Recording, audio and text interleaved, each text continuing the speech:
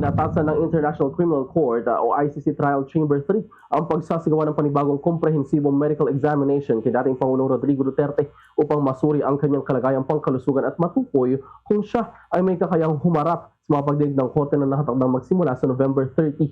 Batay sa inilabas na desisyon nitong Hunyo 12, muling pinagana ng korte ang Multidisciplinary Medical Panel na magsasagawa ng masusing pagsusuri sa dating Pangulo bilang bahagi ng pre-trial proceedings sa kanyang kaso. Nauna nang humiling ang defense team ni Duterte ng panibagong medical evaluation noong May 25.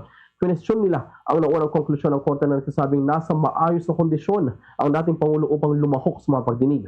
Layunin ng bagong pagsusuri na tiyakin kung nauunawaan ba ni Duterte ang mga kaso kinaharap niya at kung may sapat siyang kakayahang makilahok sa proseso ng paglilitis alinsunod yan sa mga pamantayan ng ICC.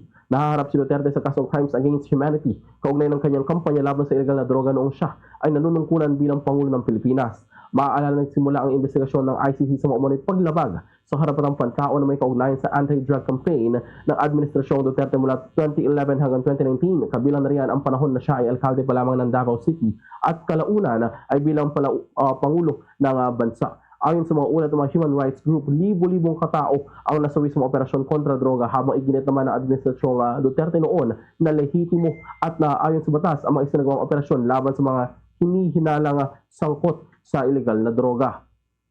Noong 2019, formal na umatras ang Pilipinas sa Rome Statute, ang kasunduang nagtatag ng ICC. Gayunman na iginiit ng korte na may jurisdiction pa rin ito sa mga kasong naganap bago naging epektibo ang pag-alis ng bansa sa kasunduan. Patuloy na sinusubaybayan ng lokal at international na komunidad ang kaso ni Duterte dahil ito ang isa sa pinakamahalagang kasong may kaugnayan sa kampanya kontra droga ng dating administrasyon at maaaring magkaroon ng malaking epekto sa usapin ng pananagutan at karapatang pantao sa Pilipinas.